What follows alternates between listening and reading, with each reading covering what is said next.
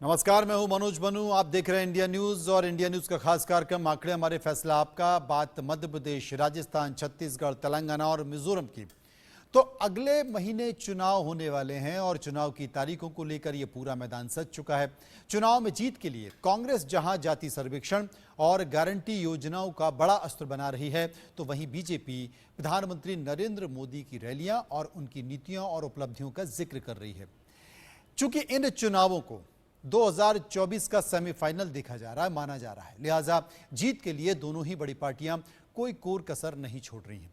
चुनावी मैदान में जीत के लिए कांग्रेस और बीजेपी के बीच तलवारें तन गई हैं। इन 5 राज्यों में सिर्फ मध्य प्रदेश ही बीजेपी के कब्जे में है। राजस्थान और छत्तीसगढ़ में कांग्रेस सत्ता में है, तो तेलंगाना में बीजेपी की धुर विरोधी पार्टी बीआरएस है। मिजोरम में गठबंधन की सरकार है, इसलिए बीजेपी को खोने का भय सिर्फ मध्य प्रदेश में है, जबकि कांग्रेस को राजस्थान, छत्तीसगढ़ में। ऐसे में बीजेपी और कांग्रेस दोनों ही पार्टियां उम्मीदवारों के नाम पर फूंक फूंक कर कदम उठा रही हैं, सिर्फ जिताऊ उम्मीदवारों को टिकट दे रही हैं। ऐसे में उम्मीदवारों के बीच कहीं खुशी कहीं गम का माहौल भी बना हुआ है। जिन नेताओं को बरसों से टिकट का इंतजार था, ऐसे में टिकट नहीं मिलने या दल बदल यानी कि दूसरी पार्टी में जाने से जरा भी परहेज नहीं किया जा रहा। ये 5 तस्वीरें आप देख सकते हैं उन चेहरों की हैं जिन राज्यों में विधानसभा चुनाव हो रहे हैं। संकेत साफ हैं कि ये 2024 फाइनल का सेमीफाइनल माना जा रहा है। वहीं मध्य प्रदेश में कांग्रेस के वादों को लेकर शिवराज सिंह चौहान लगातार सवाल उठा रहे हैं। प्रियंका गांधी ने जब वादों की झड़ी लगाई तो शिवराज सिंह चौहान ने यह कहकर उनका माखौल उड़ाया कि उनसे जबरन घोषणाएं करवाई जा रही हैं। आखिर ये पूरा विवाद क्या है, ये भी आपको बताएंगे, लेकिन उसके पहले आपको बता दें कि मंगलवार यानी कि 17 अक्टूबर को कांग्रेस अपने वचन पत्र का ऐलान करने जा रही है। वचन पत्र समिति के अध्यक्ष राजेंद्र सिंह से बात की हमारे सहयोगी कुलभूषण सक्सेना ने। कांग्रेस ने अपने 144 प्रत्याशियों की सूची जारी करी और अब कल 12 बजे कांग्रेस अपना मैनिफेस्टो वचन पत्र जारी करेगी। और वचन पत्र समिति के अध्यक्ष राजेंद्र कुमार सिंह इस वक्त हमारे साथ मौजूद हैं, क्योंकि 11 गारंटियों के साथ जिस प्रकार से राहुल गांधी, प्रियंका गांधी और कमलनाथ जो गारंटियां ले रहे हैं, उन गारंटियों को कितना अमली जामा पहनाया जाएगा, इस विषय पर हम चर्चा करेंगे। सर, कल वचन पत्र आना है, एक बेहद ही महत्वपूर्ण दिन, क्योंकि आम जनता को भी इंतजार है, कांग्रेस के कार्यकर्ताओं को भी इंतजार है कि कांग्रेस आम जनता से कल क्या क्या वचन करे। भाजपा को भी इंतजार होगा। भाजपा जी जी, देखिए 11 गारंटीज की तो आपने बात की, वो तो उसको हमने गारंटी कहा, तो गारंटी के तो अर्थ है कि वो होना ही होना है, तो वो तो दी जा चुकी है। एक गारंटी और प्रियंका जी उस दिन दे गई हैं, पढ़ो और पढ़ाओ बच्चों के लिए। तो वो भी एक महत्वपूर्ण विषय है, क्योंकि ड्रॉप आउट्स बहुत हैं शासकीय स्कूलों में हमारे, और आर्थिक कारणों से हैं, बहुत गरीब परिवार हैं, तो वो बच्चे पढ़ें आगे तक। तो इसलिए ये पढ़ो पढ़ाओ वाली योजना लागू की गई है। और आप जानते हो 8वीं तक 500 रुपये बच्चे को मिलेगा, लड़का लड़की जो भी हो।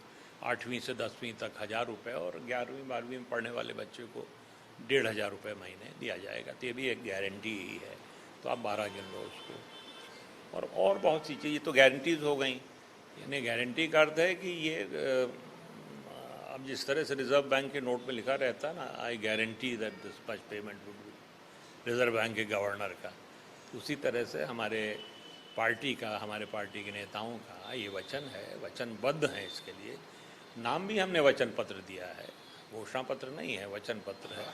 मध्य प्रदेश में ही कांग्रेस पार्टी पिछली बार भी कहा था, इस बार भी हमने कहा, तो वचन पत्र ही है। आपने कहा बीजेपी को भी इंतजार है, लेकिन 2018 से लगातार बीजेपी ये आरोप लगा रही है, क्योंकि 2018 में कांग्रेस ने जो वचन दिया था किसान कर्ज माफी का, और उसके बाद किसानों ने जिस प्रकार से समर्थन दिया, मध्य प्रदेश में कांग्रेस की सरकार बनी। लेकिन बार बार ये आरोप लगाए जाते हैं, विधानसभा में भी लगाए जाते हैं, आप लोगों की तरफ से सबूत भी दिए जाते हैं।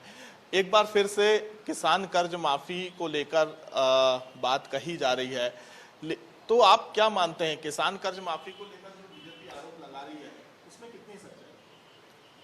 आरोप तो लगा रही है बीजेपी, लेकिन बीजेपी के जो नेता हैं, मंत्री हैं, मुख्यमंत्री हैं, सदन में क्या कहते हैं महत्वपूर्ण ये है।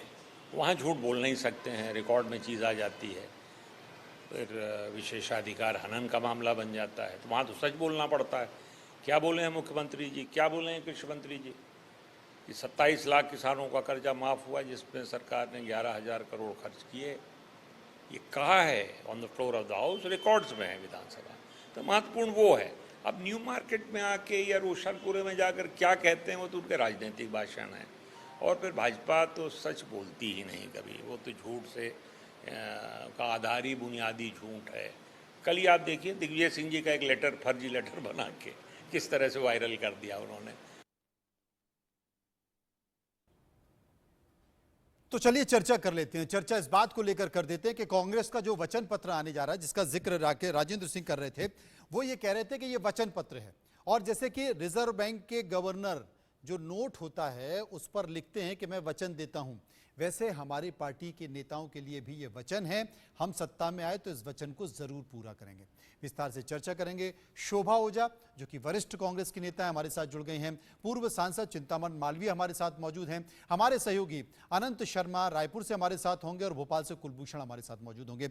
सबसे पहले मैं शोभा जी आपसे ये कहना चाहता हूं कि वचन पत्र कांग्रेस लेके आ रही है और बताया जा रहा है कि कई महीनों में 8 महीनों पे से इस पे काम चल रहा है। महिलाओं के लिए भी विशेष तरह से प्रियदर्शनी नाम दिया गया है। कई सारा मंथन चिंतन करने के बाद ये वचन पत्र तैयार किया गया है। ये वचन पत्र कैसा होगा, इसका स्वरूप क्या होगा? देखिए, कांग्रेस ने सबसे पहले मैनिफेस्टो को वचन पत्र नाम 2018 में दिया और 2018 में भी जो हमारे वचन पत्र में जो बिंदु थे हमने पूरी कोशिश करी कि वो पूरे करें। पर क्योंकि सब जानते हैं कि 15 महीने की अल्प सरकार थी, तो उसमें जो वचन हमने दिए थे उसमें से काफी पूरे हुए। पर क्योंकि 5 साल की सरकार होती तो पूरे हो जाते, पर बाकी कुछ बच गए। पर इस बार पुनः हम अपना वचन पत्र लेके आए हैं जिसमें हर तबके के लिए सोच है हमारी। किसानों के लिए सोच है, तो महिलाओं के लिए सोच है, छात्रों के लिए, युवाओं के लिए, छोटे काम धंधे जो करते हैं उनके लिए, तो हर वर्ग के लिए भी सोच है कि भाई एससी के लिए, एसटी के लिए, ओबीसी के लिए, माइनॉरिटी के लिए, हर वर्ग के लिए हमारी सोच है। और मैं समझती हूँ बहुत ही अच्छा वचन पत्र बड़े मेहनत के बाद बना है, बहुत ब्रेनस्टॉर्मिंग के बाद बना है। और सबसे ज्यादा जो जरूरी बात है कि इकोनॉमिकली वायबल रहेगा कि नहीं, उस पे भी पूरी स्टडी की गई। क्योंकि आप सब जानते हैं कि मध्य प्रदेश करीब 4 लाख करोड़ रुपए के कर्जे में डूबा हुआ है। जो शिवराज सिंह चौहान की सरकार थी उसने करप्शन और इवेंट मैनेजमेंट के चलते प्रदेश को पूरी तरह से दीमक की तरह चाट के हर व्यक्ति के सर 60,000 करीब का कर्जा छोड़ के ये सरकार जारी है। तो ऐसी परिस्थिति में क्या क्या वायबल होगा, कैसे वायबल होगा, उस पर भी गौर किया गया है। और ऐसे में कई योजनाएं हम लेके आए हैं, चाहे वो नारी सम्मान योजना जिसको हम प्रियदर्शनी योजना का नाम देंगे, उसके तहत महिलाओं को हर महीने 1500 रुपए देने की बात है, 500 रुपए में गैस सिलेंडर देने की बात है, तो 1 रुपए 100 यूनिट बिजली माफ और 200 यूनिट हाफ की बात है। तो किसानों के लिए समृद्धि योजना की घोषणा का वचन दिया गया है जिसमें किसानों को 5 हॉर्स तक का माफ है, पुराने उनके कर्ज माफ है, उनको 12 घंटे बिजली उपलब्ध होगी, झूठे केसेस उनके खत्म किए जाएंगे। ऐसी तमाम चीजें हैं। बच्चों के लिए पढ़ो पढ़ाओ योजना का भी आदरणीय राजेंद्र सिंह जी ने बताया। तो ऐसे हर वर्ग के लिए और हर उस व्यक्ति के लिए जो मध्य प्रदेश का एक नागरिक है, कांग्रेस की सोच है। युवाओं के लिए भी बहुत अच्छी सोच है, जो कि कल हम वो वचन कल आएंगे सामने। और आप देखिए मनोज जी कि जो वचन हमने देना चालू किया तो भारतीय जनता पार्टी की सरकार इतनी बौखला गई, इतनी घबरा गई कि उन्हें ताबड़तोड़ लाडली बहना योजना को लॉन्च किया। 1000 रुपए महीना देने पहले लगे, फिर उन्होंने कहा नहीं सब 12,000 देंगे, 12,000 नहीं 1200 देंगे, फिर 1500 देंगे, फिर 3,000 देंगे। तरह तरह के झूठ मतलब वो खत्म नहीं हो रही, वो सीमा खत्म नहीं हो रही। फ्रीबीज की चिंता सुप्रीम कोर्ट भी जता रहा है, चुनाव आयोग को भी नोटिस इशू किया गया है। मध्य प्रदेश की सरकार को भी नोटिस इशू किया गया है, राजस्थान को भी इशू किया गया है। चिंतामण मालवीय साहब, कल 12 बजे वचन है और इससे पहले चूंकि कमलनाथ सरकार पूरा नहीं कर पाए थे और आपने भी कहा कि ये वचन ही देते हैं, पूरा नहीं कर पाते। कांग्रेस कहती है कि जनाब कार्यकाल तो पूरा करने दो, लेकिन कल जो ये कहा जा रहा है कि करीब 1500 घोषणा हो सकती हैं और इन 1500 घोषणाएं और वचन जिसका जिक्र कर रहे थे, आरबीआई के गवर्नर की तरह लिख कर देंगे बीजेपी के, कांग्रेस के नेता कि हम इसकी गारंटी देते हैं। इस गारंटी की गारंटी क्या है? कहते हैं कि क्या है कि जनता में विश्वास खो चुकी है कांग्रेस पार्टी, और जो पुराने वादे थे वो एक भी पुरानी में मैं गिनती 4-5 आपके सामने रख दूं। इन्होंने कहा था कि महिलाओं को स्कूटी देंगे, वो स्कूटी नहीं दी, वो तो 15 महीने में हो सकता था। इन्होंने कहा था कि हम बेरोजगारी भत्ता देंगे, वो नहीं दिया। इन्होंने कहा था कि हम 14 वर्ष से ऊपर और 65 साल से कम की महिलाओं को सब प्रत्येक को मोबाइल देंगे, वो इन्होंने नहीं दिया।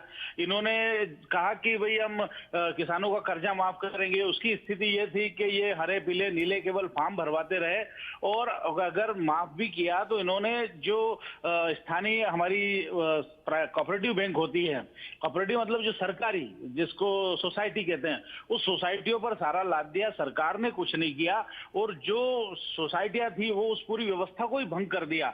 हमारे जो किसान है वो और ज्यादा बैंकरप्ट हो गए और ज्यादा परेशान हुए। तो कांग्रेस ने एक भी वादा पूरा नहीं किया, जबकि इन्होंने कहा था, अच्छा इन्होंने, हमारी बहन ने कहा कि हम तो वचन पत्र दे रहे हैं। ये वचन पत्र शब्द भी इनका उधार लिया हुआ है, क्योंकि ये पहले इतने सालों से घोषणा पत्र ही देते रहे। जब भारतीय जनता पार्टी ने अपने घोषणा पत्र को वचन पत्र कहना शुरू किया तो फिर उन्होंने भी ये सब झूठे वादे करने के लिए, और एक भी, और यही नहीं, कर्नाटक में आप देख लीजिए, सबने देखा कि इन्होंने कहा कि महिलाएं फ्री बस में यात्रा करेगी, लेकिन हुआ क्या कि आपने बस में झगड़े होते हुए देखे होंगे। इन्होंने कहा कि हम बिजली के 300 यूनिट माफ करेंगे, हुआ ये कि कई घरों में बिजली कर्मचारियों में मारपीट हुई और वो पूरे देश ने देखा। इन्होंने बस इतना किया कि जो अल्पसंख्यक वर्ग है, जो मुस्लिम वर्ग है, वहां तुष्टीकरण का काम किया और उनसे कहा कि भाई आप अगर कार खरीदोगे तो उसका 2 लाख रुपया 2.5 लाख रुपया सरकार देगी, और वो काम करना शुरू किया। इसके सिवा कोई इन्होंने ना कर्नाटक में, ना मध्य प्रदेश में, ना और कहीं। तो केवल इनको सपने दिखाना है, केवल इनको किसी तरह मोहना है, लोगों को प्रभावित करना है, भ्रमित करना और सत्ता लाना। तो कोई हर राजनीतिक पार्टी एक दूसरे के घोषणा पत्र, संकल्प पत्र, वचन पत्र को लेकर इस तरह से बात करती है कि भ्रमित करना है। कुलभूषण मेरे साथ मौजूद हैं। बस एक सवाल कुलभूषण आपसे हम पूछ रहे थे, दोनों पार्टियों का, कांग्रेस का वचन पत्र और बीजेपी का संकल्प पत्र, इसे लेकर किस तरह की चर्चा मध्य प्रदेश के लोगों में? देखिए, क्योंकि कल एक बड़ा दिन है कांग्रेस के लिए और मध्य प्रदेश की जनता और कांग्रेस के कार्यकर्ता के साथ साथ बीजेपी के नेताओं को भी इंतजार है कि कांग्रेस का वचन पत्र कब जारी होगा। कल 12 बजे कांग्रेस प्रदेश अध्यक्ष और मध्य प्रदेश के प्रभारी रणदीप सिंह सुरजेवाला रविंद्र भवन में कांग्रेस का वचन पत्र जारी करेंगे। अब इस मैनिफेस्टो वचन पत्र की अगर हम बात करते हैं तो इसमें जो बड़े बड़े वादे किए जा रहे हैं, सबसे बड़ा सवाल तो यही उठता है कि वादे तो किए जा रहे हैं लेकिन बजट कहां से आएगा, क्योंकि किसानों को लेकर जो बात कही जा रही है कांग्रेस के वचन पत्र में, जो सूत्रों के हवाले से खबर मिली है कि किसान कर्ज माफी 2 लाख रुपए, इसके साथ ही जो किसानों का बिजली बिल है वो माफ किया जाएगा, जो वृद्धा अवस्था पेंशन है उसकी राशि को अब बढ़ाया जा रहा है, 1000 रुपए के ऊपर की जाएगी, यानी कि वो राशि 1500 रुपए की जा सकती है।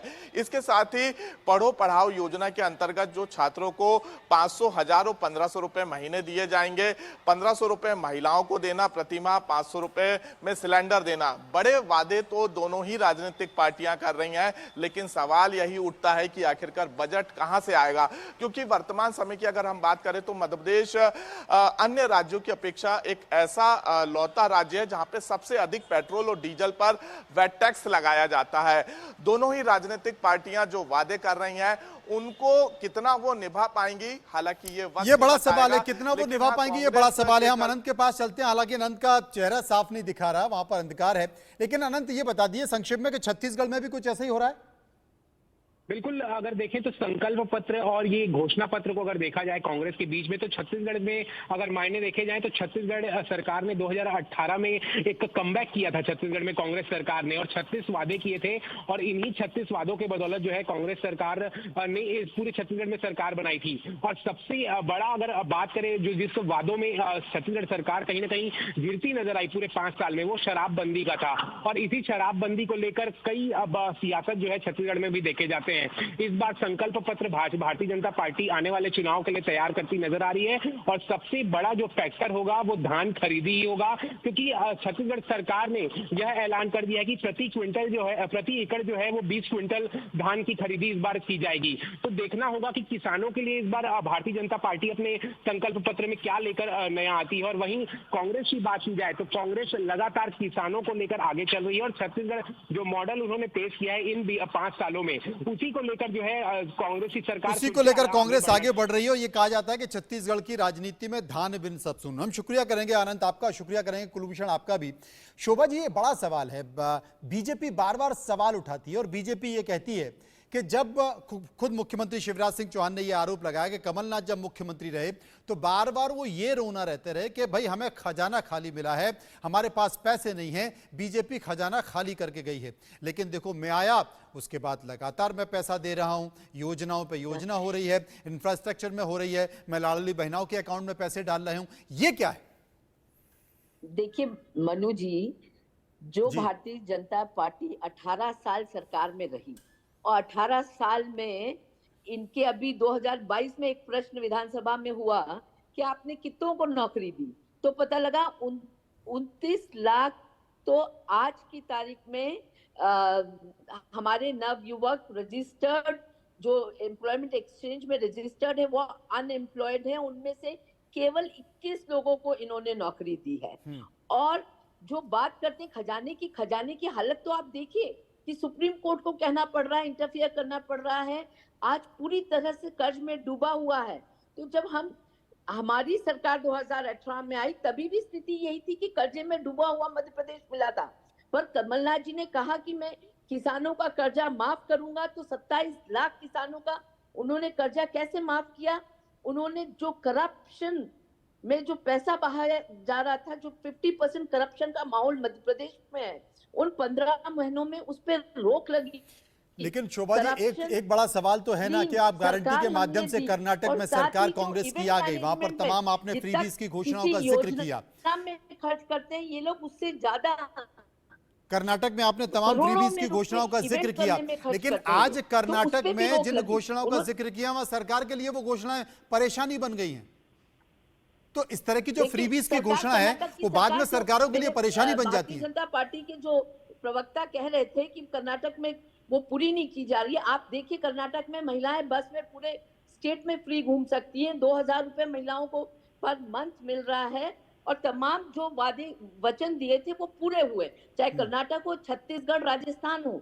500 रुपए में गैस की टंकी राजस्थान में मिल रही है। तो इनसे मैं पूछना चाहती हूँ कि कोविड में जब प्रदेश की महिलाएं मर जा रही थी, क्या शिवराज सिंह चौहान को लाडली बहनें तब याद नहीं आई कि 500 रुपए सिलेंडर देने की बात उनको याद नहीं आई? ये तो क्योंकि हमारे वचन पत्र में हमने ये लिया तो घबरा के शिवराज सिंह चौहान ने इसकी घोषणा करी है। और 18 साल में शिवराज सिंह चौहान ने इस प्रदेश को कहां पहुंचा दिया? आज महिलाएं परेशान हैं, नवयुवकों के पास नौकरी नहीं। आज पूरे देश में सबसे ज्यादा आत्महत्या मध्य प्रदेश के नवयुवक कर रहे हैं। 17,000 नवयुवकों ने आत्महत्या करी है मध्य प्रदेश में। अब चिंतामण जी बड़ा सवाल है। देखिए, सरकार किसी की भी बने, चुनाव के द्वंद में, चुनाव के बेला पर लगातार घोषणाएं हर पार्टी करती है, चाहे वो संकल्प पत्र हो, वचन पत्र हो। लेकिन यह भी सच्चाई है कि मध्य प्रदेश का बजट का करीब 80% तो आपके वेतन भत्ते और पेंशन में ही खत्म हो जाता है। अब आप सोचिए क्या स्थिति होगी। उसके बाद आप घोषणाओं पे घोषणा कर रहे हैं और आप कर्ज पे कर्ज लेते जा रहे हैं। तो चिंता तो आने वाले समय में, सरकार किसी भी बने, चिंता आने वाले समय में आर्थिक स्थितियों की होगी, प्रदेश में सरकार चलाने की होगी। निश्चित रूप से इस पर मैं भी सहमत हूं कि फ्रीबीज पर कहीं तो रोक होना चाहिए, लेकिन इसकी शुरुआत हमेशा कांग्रेस ने की, क्योंकि कांग्रेस का सैद्धांतिक आधार और लोकप्रियता उतनी नहीं बची, इसलिए वो अन्य तरीकों से किसी प्रकार सत्ता में आना चाहती है और उसके लिए गैर जिम्मेदार होने तक की सीमा तक चली जाती है। और यही कारण है कि, और देखिए आप हिमाचल प्रदेश में इन्होंने जो कुछ किया, वहां तनख्वाह बांटने की भी परेशानी हो गई है, वहां तनख्वाह नहीं बटी 1 महीने, तो फिर ऐसी स्थिति आती है। इसलिए कांग्रेस को ही ये समझना चाहिए, क्योंकि वो राष्ट्रीय पार्टी है, प्रमुख विपक्षी दल है केंद्र में, तो कांग्रेस को ये समझना चाहिए। और दोनों में हमें अंतर करना पड़ेगा कि हमें वादा करके सरकार में आना और सरकार में रहते हुए सुविधाएं देना, दोनों में अंतर करना पड़ेगा। और दोनों को फ्रीबीज नहीं कहा जा सकता, थोड़ा सा अंतर हमको करना पड़ेगा। लुभाना, लालच देना वो एक अलग विषय है, लेकिन मैं इतना जरूर कहूंगा कि कांग्रेस उसमें भी फेल हो चुकी है, असफल हो चुकी है, कहीं भी वादा निभाया नहीं। और कांग्रेस की बात पर भरोसा तो है ही नहीं, ना तो प्रियंका जी की और ना राहुल गांधी जी की। देखिए, चलिए, आपने चूंकि प्रियंका गांधी का जिक्र कर दिया, चिंतामण मालवीय साहब, आपने प्रियंका गांधी का जिक्र कर दिया तो वो बयान भी सुनवा देती हैं। प्रियंका गांधी ने हाल ही में जो मंडला में चुनावी मंच से वादों का ऐलान किया है, तो क्या आप शिवराज सिंह चौहान भी तंज कस रहे हैं? आखिर दोनों के बीच जो नोक झोंक है वो किस तरह की है, एक बार ये सुनवा देते हैं। बच्चों की जो शिक्षा है, पहली कक्षा से लेकर 12वीं तक स्कूल की शिक्षा निशुल्क होगी। इस योजना का नाम रखा है पढ़ो और पढ़ाओ योजना। इसके तहत कक्षा 1 से कक्षा 8 तक 500 रुपए हर महीने मिलेंगे, 9 से 10 तक हर बच्चे को हर महीने 1000 रुपए मिलेंगे, और 11 से 12 कक्षा में हर बच्चे को 1500 रुपए हर महीने मिलेंगे। जैसे किसान को कर्ज माफ करने का काम हमने शुरू किया था, उसको हम फिर से शुरू करेंगे। जैसे 100 यूनिट बिजली आपको पहले दिलवाई थी, वो फिर से दिलवाएंगे। 200 यूनिट की बिजली हाफ की जाएगी, बिल हाफ की जाएगी, मतलब उसकी बिल आधी आएगी। पुराना पेंशन लागू होगा। 500 रुपए में आपको सिलेंडर मिलेगा। महिलाओं को 1500 रुपए प्रति माह दिया जाएगा, आपके खातों में आएगा बहने। 5 हॉर्स पावर की सिंचाई की बिजली किसानों को मुफ्त मिलेगी। ओबीसी का आरक्षण 27% तक रहेगा, और जाति जनगणना जिसकी बात मैंने की, वो गिनती जिससे आपको आगे जाकर न्याय मिल पाए, वो हम मध्य प्रदेश में करेंगे। जहां भी 50% से अधिक आदिवासी आबादी है, वहां 6ठी अनुसूची डाली जाएगी। अनुसूचित जाति और अनुसूचित जनजाति के खाली पड़े बैकलॉग पदों पर तत्काल उनको भरा जाएगा। गांधी परिवार ने पहले सबको ठगा था, लेकिन कमलनाथ गांधी परिवार को ही ठग रहे। कल जिस तरह से प्रियंका जी से घोषणाएं करवाई गई, मैंने वो वीडियो देखा है। कई घोषणाएं करके बैठ गई, बोले एक और करो। अच्छा, पता नहीं बोलने के पहले उन्होंने पढ़ा कि नहीं पढ़ा। और मैडम बोलती है कि अभी अभी एक और घोषणा मुझे बताई है, कक्षा 1 से 12वीं तक बच्चों की स्कूल की शिक्षा निःशुल्क होगी। और फिर भाषण शुरू हो गया। फिर कमलनाथ जी फिर टोक रहे हैं प्रियंका जी को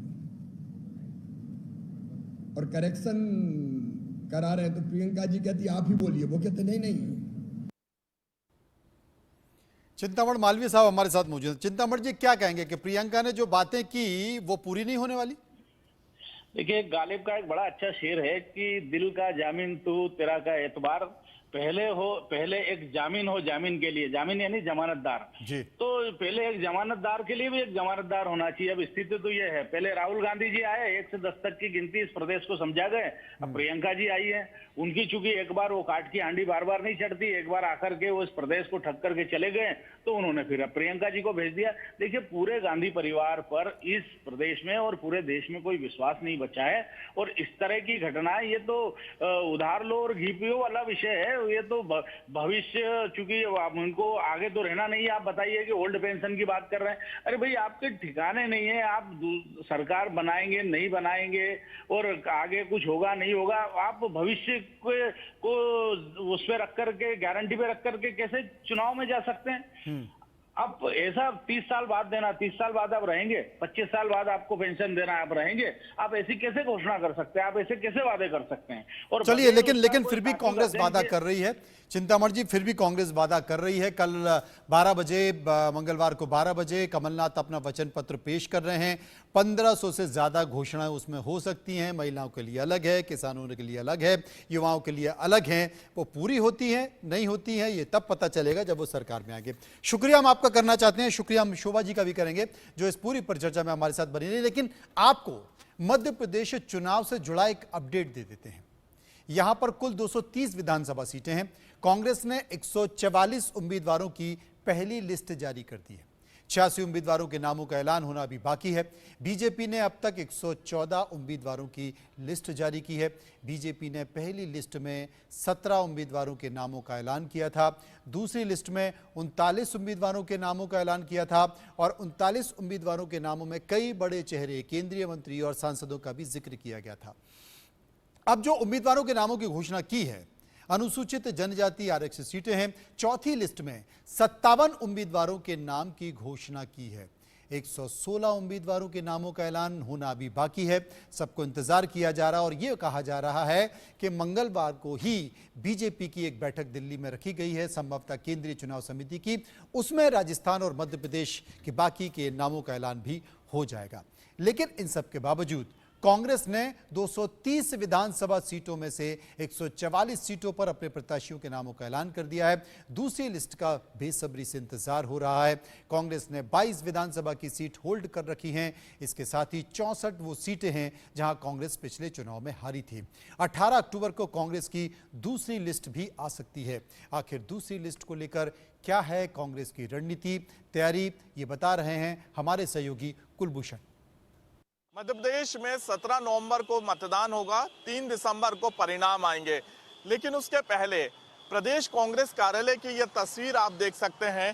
कार्यकर्ताओं का जमावड़ा, एक भीड़ और दावेदार लगातार जो है यहाँ पे अपनी दावेदारी करते हुए नजर आ रहे हैं।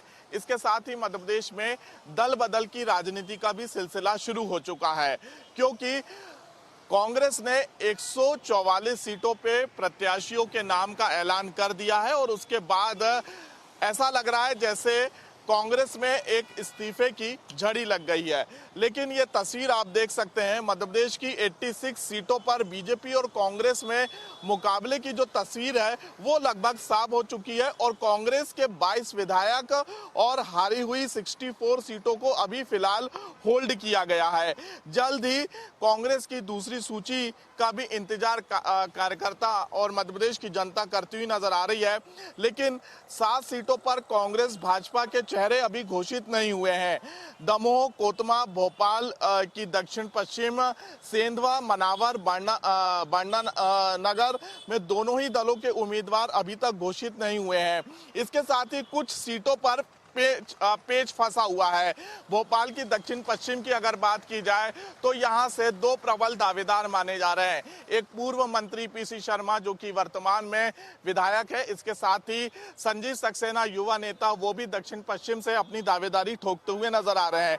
इसके साथ ही जिन हारी हुई सीटों पर कांग्रेस ने अभी तक प्रत्याशियों के नाम का ऐलान नहीं किया है वो सीटें हैं भिंड, ग्वालियर, गुना, बीना, खुरई, रहली, सागर, निवाड़ी, पन्ना, मेहर, रामपुर, सिरमौर, सेमरिया, रीवा, सीधी, देवसर। इसके साथ ही वारासिवनी, आमला, सिवनी, मालवा, होशंगाबाद, सुहागपुर, पिपरिया, भोजपुर, सांची, कुरवई, सिरोंज, गोविंदपुरा, ऐसी वो 64 सीटें हैं जिन सीटों पर अभी तक कांग्रेस ने अपने प्रत्याशियों का नाम ऐलान नहीं किया है। इसके साथ ही कुछ ऐसी सीटें हैं जिन पर अभी फिलहाल नाम को होल्ड किए गए हैं। सुमावली की अगर बात की जाए या मुरैना, दिमनी, गोहद, दमोह, कोतमा, वारा सिवनी, गाडरवाड़ा, ये ऐसी सीटें हैं जिनको फिलहाल अभी होल्ड किया गया है। इसके साथ ही छिंदवाड़ा से मध्य प्रदेश के पूर्व मुख्यमंत्री कमलनाथ चुनाव लड़ेंगे। तो मध्य प्रदेश के बाद आइए छत्तीसगढ़ चलते हैं। 15 साल तक छत्तीसगढ़ के मुख्यमंत्री रहे डॉक्टर रमन सिंह ने आज अपना चुनावी पर्चा भरा है। दरअसल बात यह है कि रमन सिंह के नामांकन के लिए खुद देश के गृह मंत्री अमित शाह पहुंचे रमन सिंह के विधानसभा क्षेत्र राजनांदगांव।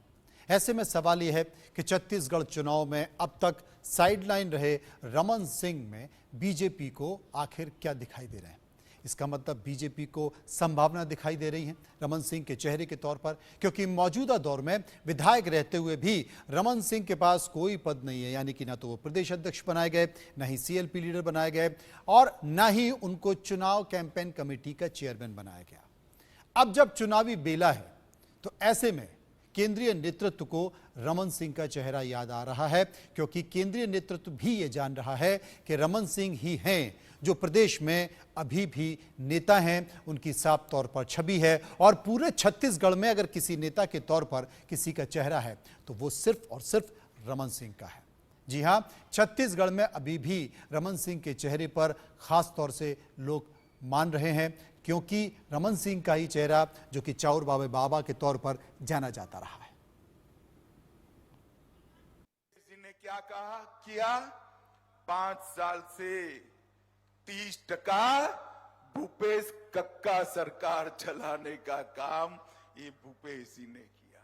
मित्रों, भूपेश बघेल ने छत्तीसगढ़ को कांग्रेस के दरबार का एटीएम बनाकर रखा है। एटीएम बना साल बनाम हमारे 9 साल 77,000 करोड़ की जगह पे 3,01,000 करोड़ रुपया छत्तीसगढ़ को भेजने का काम। 6 लाख माताओं को गैस का सिलेंडर दिया और लगभग 11 लाख लोगों को घर का भेंट देने का काम हमारे नरेंद्र मोदी जी ने।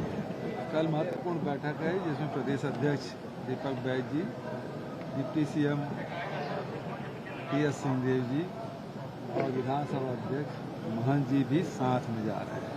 कल महत्वपूर्ण बैठक है और मैं समझता हूं कि बहुत जल्दी अब जो दूसरी जो लिस्ट है वो आप सबके सामने होगा इसके बाद मीटिंग के बाद।